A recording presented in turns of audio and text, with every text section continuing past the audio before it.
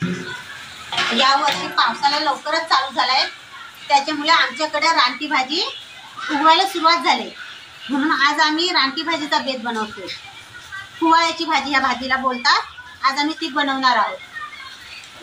ही भाजी आता चांगली उपटून आणली आम्ही रानातून आणि ती आता धुवून घेणार आहोत. खाली बुंद्याला माती भरपूर असते, ती व्यवस्थित धुवून घ्यायला लागते. ती आता आम्ही धुवून घेणार आहोत. भाजी चांगली स्वच्छ धुवून घेतले आणि आता ती चिरून उकडून घेणार आहोत थोडीशी. नंतर तिला फोडणी करणार. फक्त पावसाळ्यातच भेटतात ना ह्या भाज्या, पण ह्या भाज्या चांगल्या असतात, पौष्टिक, म्हणून खाव्या. 2-3 महिने भेटतात. आणि तुमच्याकडे पण कोणकोणत्या भाज्या भेटतात ते आम्हाला कमेंट करून नक्की सांगा. आणि कोणी खाल्ले का ही भाजी कोवाळ्याची ते पण सांगा. ही भाजी तुम्ही कुठून आणली शीतल? आम्ही आमच्या माहेरून आणले. आमच्या तिकडे जंगल आहे ना, तिथून. जरा सरसरीत असते म्हणून तिला थोडी उकडून घ्यायला लागते. खडक असतो ना तिथे भेटते भाजी. डोंगर भागात भेटते. हा, जिथं डोंगर असतो तिथे. शीतल गेलेली भाजी काढायला. जास्त करून मदत लोकांनीच केले, पण नाव शीतलचं झाले.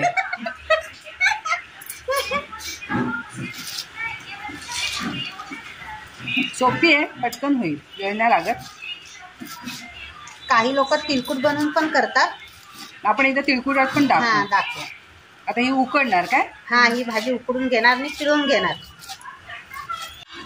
भाजी शिजून झाले, आता हिला पिळणार ना ग?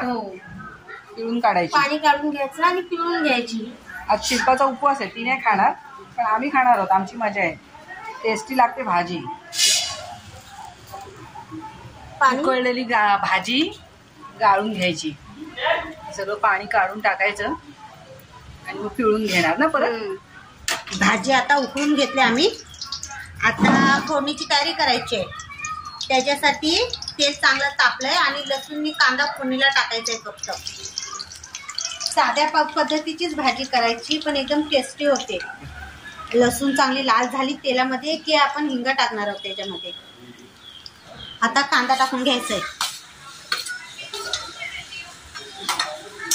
कांदा जरा जास्त घेतलाय भाजीमध्ये, कारण का ही भाजी शिजून कमी होते एकदम. किती कांदे घेतले शीतल? 4. शिजल्यावर एकदम कमी झाली ना भाजी. हो, मग ती वाढवायला पाहिजे म्हणून कांदा टाकायचा आहे. कांदा चांगला तेलामध्ये परतून घेतलाय, तांबूस झालाय चांगला. आता त्याच्यामध्ये मसाले टाकून घेणार. आता हा बेडगी मिरचीचं तिखट टाकलंय कलर येण्यासाठी. हा तिखट टाकलंय, तिखटवाला. ही हळद आणि मीठ, एवढेच मसाले टाकायचे. मीठ पण टाकून घेतलं. भाजी चिकट होते नाही म्हणून कांद्यामध्ये मीठ परतून घेतलंय. वरून टाकल्यावरती एकाच जागी मीठ लागेल म्हणून कांद्यामध्येच परतून घेतलं आधीच. भाजी आता पिळून घेऊन फक्त त्याच्यात टाकायची.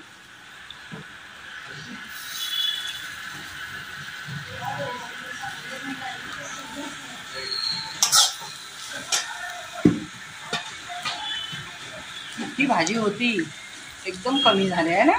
हो, शिजून कमी होते ना ती भाजी. कांद्यामध्ये चांगली परतून घ्यायची. आता झाली, शिजवायची गरज नाही ना. झाली ना, झाली. थोडीशी 5 मिनिटं परतून घ्यायची त्याच्यातच. एकदम मस्त झाले भाजी. कलर पण एकदम भारी आलाय. सोबत आम्ही नाचणीची भाकरी खाणार आहोत. शहरातल्या लोकांना काही भाजी भेटणार नाही खायला, पण नक्की ज्यांना भेटते त्यांनी खा. औषधी भाजी आहे आणि एवढी भारी लागते ना. महागातलं किती पण बाहेरचं हॉटेलचं जेवण खाल्लं तरी ह्याची चव काही येणार नाही. आणि खातो दरवर्षी. आता व्हिडिओसाठी म्हणून आम्ही खास जाऊन आणली पण, त्यामुळे स्वतः आणलेली भाजी खायला अजूनच मजा. नाचणीची भाकरी आणि भाजी खातोय आम्ही. व्हिडिओ पूर्ण बघा. आवडला तर नक्की लाईक करा आणि सबस्क्राईब करा अजून जर केलं नसेल तर. आज आम्ही दोघीच खातोय, कारण बाकीच्यांचे उपवासाचे सोमवार आहे ना. मस्त झाले आणि बरोबर झाले सगळं. मीठ पण बरोबर आहे, सगळं मसाला पण बरोबर आहे. काय शिकत खाली